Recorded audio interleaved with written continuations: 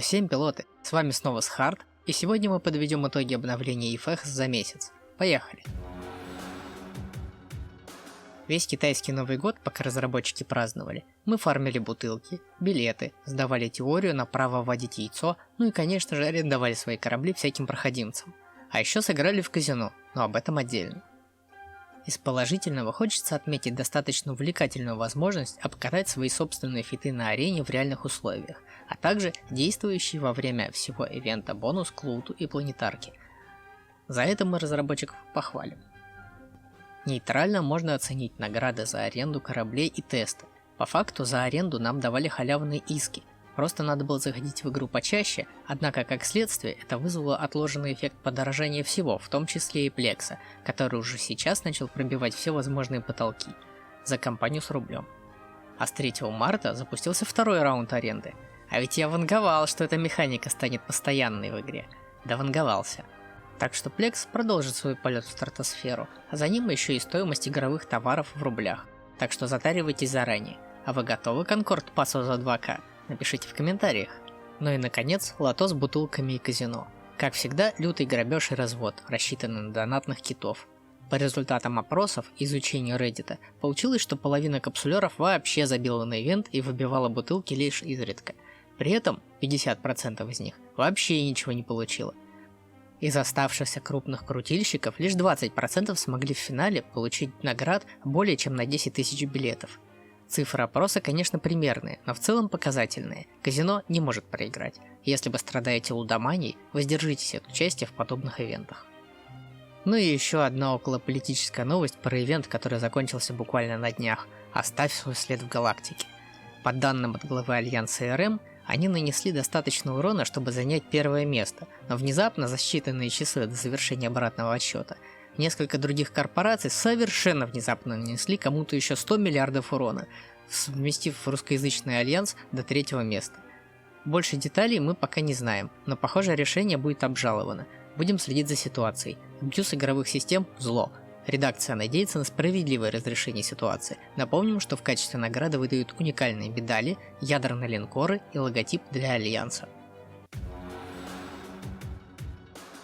Не успел закончиться ивент со счастливыми билетиками, как разработчики снова запустили аренду кораблей, причем в конце за них давали билеты. Предсказуемо, что они снова открыли магазин со слегка переработанным ассортиментом товаров, чем изрядно выбесили кучу народу, которая уже спустила все свои билеты. Однако среди товаров самым интересным оказался новый модуль. Модуль автодемонтажа или автосальвагер. Если вы играли в Большую Ебу, то, наверное, уже заволновались, что теперь можно получить из обломков сальваг. Но нет, это всего лишь луталка. Активируется раз в 10 секунд, а расстояние зависит от редкости модуля и базовых скиллов из ветки добычи. Приобрести его можно как раз за билетики, и самые ушлые пилоты уже наварились на продаже модулей в жите. А вот еще одна новость для любителей собирать всякое в космосе. Теперь планетарщики могут перезапускать всю планетарную добычу за 2 клика, не прошло и 2 лет. Также в игру добавили серию из 7 заданий, за которые можно получить довольно приличное для новичков количество опыта и кастомизации, и даже целый крейсер. Доступно меню через клик по иконке вашего виртуального помощника. А теперь давайте посмотрим, что нам дают в этот раз в Concord Pass. Ядра есть на все самые вкусные корабли, включая те, которые были раньше недоступны из-за ивента с билетами, а значит покупка полного пропуска в этом месяце будет весьма выгодным вложением средств. Вспоминаем, что рублю скоро хана. Характеристики у ядер также весьма впечатляющие, и даже на весьма доступных первых 3-4 уровнях вполне реально сильно забустится. Сейчас вы наблюдаете на экране примеры ядер на самые ходовые корабли. Ядра на фрегаты, линейные крейсера, фракционные линкоры и индустриалы все еще можно купить за билетики и даже со скидкой. А теперь самые интересные ответы разработчиков за месяц. Итак, они рассматривают добавление линкрейсера с лардж-торпедами или ракетами.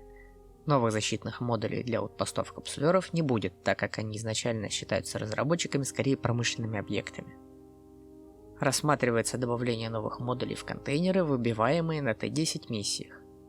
Реверсивная инженерия, скорее всего, будет переработана для создания чертежей Б, А и Х модулей из мертвого космоса. Рассматривается введение скинов для корпоративной цитадели.